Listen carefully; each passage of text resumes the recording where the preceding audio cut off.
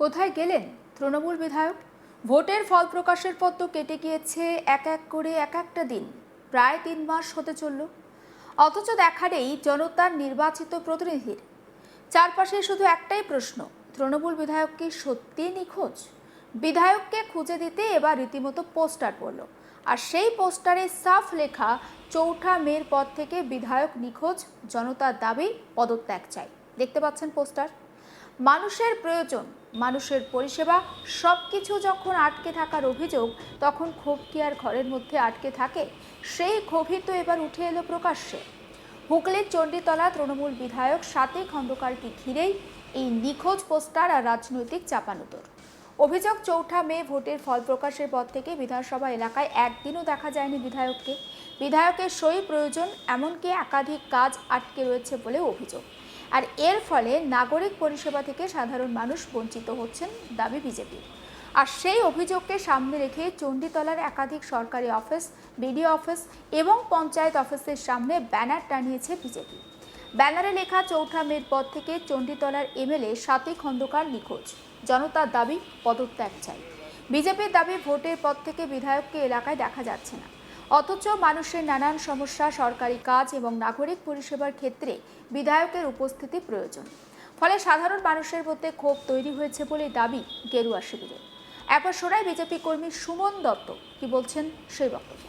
এই যে পোস্টার লাগানো হচ্ছে নিখোঁজ, পদত্যাগের দাবি, কি ঘটনাটা কি? ঘটনা হচ্ছে এখানকার যে বিধায়িকা আছে, সেই বিধায়িকা এই এলাকায় ৪ঠা মের পর থেকে একদিনও আসেননি। তো এই বিধানসভার যে মানুষের বেসিক চাহিদা, যে উনি তো উন্নয়নের কথা ছেড়েই দিন, যে মানুষের সামান্যতম সই, স্কলারশিপের জন্য একটা সই চাই বিধায়িকা, বা একটা আপনার সই চাই মানুষের ইনকাম সার্টিফিকেটের জন্য, সেই বিধানসভার সইয়ের জন্য তাকে যেতে হচ্ছে শেওড়াফুলি। মানুষকে কেন চণ্ডীতলার মানুষ আজকে শেওড়াফুলি গিয়ে পরিষেবা নেবে? চণ্ডীতলার মানুষ চণ্ডীতলায় পরিষেবা পাবে, তাই বিধায়িকাকে চণ্ডীতলায় আসতে হবে, নাহলে তাকে পদত্যাগ করতে হবে। তো উনি যে আরও প্রতিশ্রুতি দিয়েছিলেন, সেই প্রতিশ্রুতি অনুযায়ী তো উনি ছেড়ে দিন। চণ্ডীতলা হসপিটালে কোনো উন্নতি নেই। উনি বলেছিলেন ডানকুনিতে একটা ডিগ্রি কলেজ করবে, সেটাও তিনি করেননি। উনি এলাকায় কিছু কাজই করছেন না, এলাকায় আসছেন না। তাহলে ওনার থেকে লাভ কি? যদি মাসে মাসে 1 লাখ 1.5 লাখ টাকা করে মাইনে নেবেন আর ঘরে বসে থাকবেন বলে, তাহলে চণ্ডীতলা মানুষের বেসিক সইটুকু উনি করবেন না, আর শেওড়াফুলি থেকে মানুষকে গিয়ে পরিষেবা নিতে হবে? এটা চলবে না। তাই আমরা বলছি উনি পদত্যাগ করুন। পদত্যাগ না হলে কিন্তু আমরা ওনার বাড়িতে গিয়ে এরপর পোস্টার মারতে বাধ্য হবো।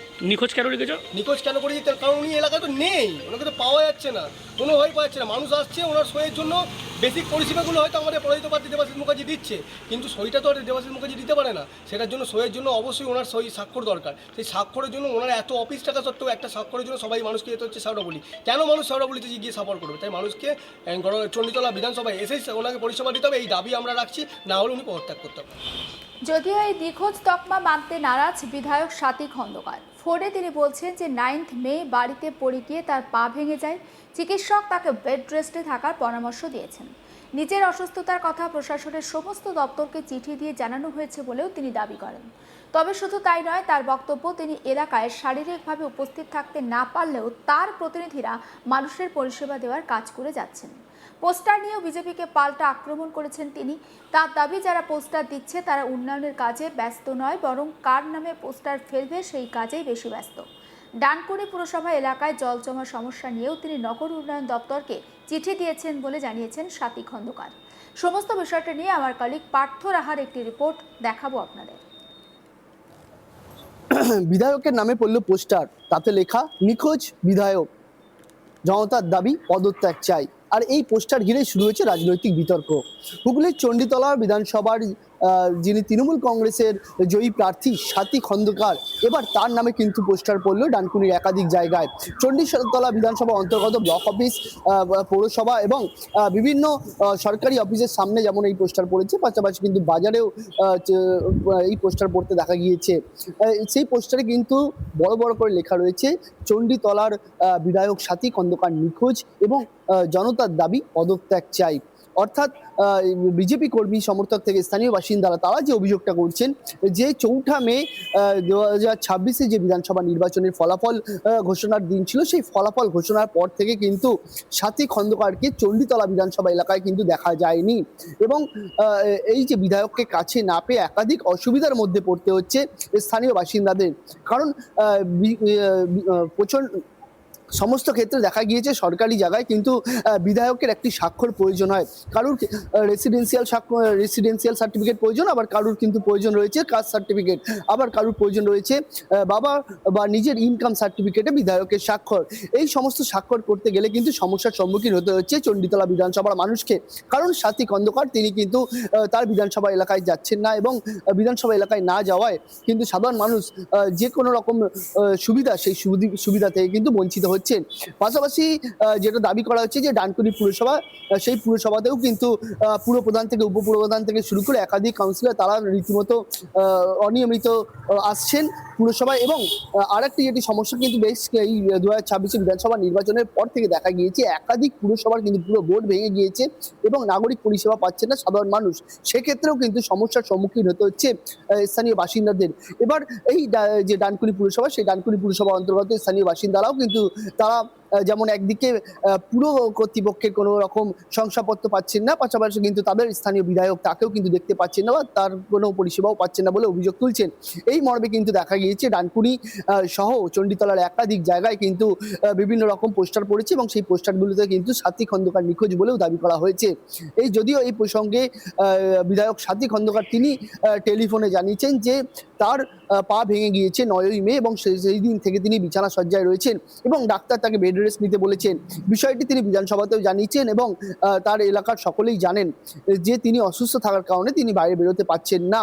এবং এই যে তিনি বেরোতে পারছেন না, কিন্তু তার যে প্রতিনিধিরা আছে তারা কিন্তু প্রত্যেকটি পুরসভার পুরো ওয়ার্ডে কিন্তু লোক রয়েছে এবং তারা কিন্তু পরিষেবা দিচ্ছেন বলেও দাবি করছেন বিধায়ক। 2026 বিধানসভা নির্বাচনের পর দেখা গিয়েছে হুগলিতে যে 18টি বিধানসভা কেন্দ্র রয়েছে, সেই বিধানসভা কেন্দ্র এর আগে 2026 বিধানসভার ভোটের আগে কিন্তু ছিল এই 18টা বিধানসভার মধ্যে প্রায় 14টি বিধানসভা ছিল তৃণমূলের দখলে, এবং 4টি বিধানসভা অর্থাৎ আরামবাগ সাব ডিভিশনের যে খানাকুল, গোঘাট, পুরসুরা এবং আরামবাগ রয়েছে, এই 4টি বিধানসভা কিন্তু ছিল বিজেপির দখলে। কিন্তু 2026 যে বিধানসভা নির্বাচন, তাতে কিন্তু দেখা গিয়েছে 18টি বিধানসভার মধ্যেই কিন্তু 16টি বিধানসভা হাতছাড়া হয়েছে তৃণমূল কংগ্রেসের, এবং এই 16টি দখল নিয়েছে কিন্তু বিজেপি। এবং 2টি বিধানসভা ক্ষেত্র শুধুমাত্র তৃণমূলের হাতে রয়েছে, এবং সেই দুটি হয়েছে একটি ধনেখালি এবং অপরটি এই চণ্ডীতলার যিনি বিধায়ক সাথী খন্দকার, তিনি কিন্তু এই নিয়ে 4 বারের বিধায়িকা, এবং 3 বার তিনি এর আগে বিধায়ক ছিলেন, এবং এবারেও তিনি তৃণমূল কংগ্রেসের টিকিটে প্রার্থী হয়েছিলেন এবং জয়লাভ করেছেন, এবং তিনি বিধায়ক পদে রয়েছেন। কিন্তু তৃণমূল কংগ্রেসের সরকার না থাকায় কিন্তু তাদের কাজ করতেও সমস্যা হচ্ছে, এমনটাও কিন্তু দাবি তুলছিলেন বিধায়ক।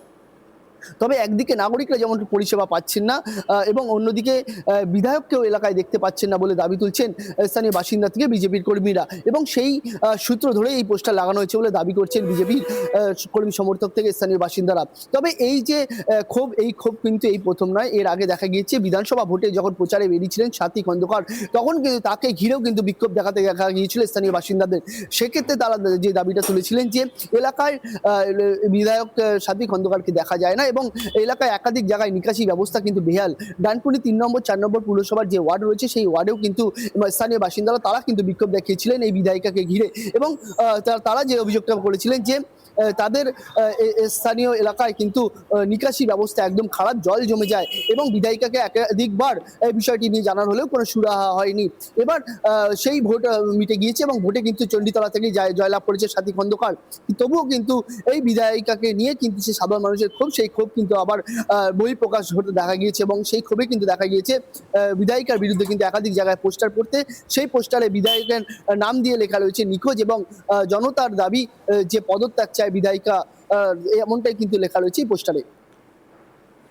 সমস্ত আপডেট পৌঁছে দেবো আপনাদের কাছে, নজর রাখুন আজ তাক বাংলা, সাবস্ক্রাইব করতে ভুলবেন না।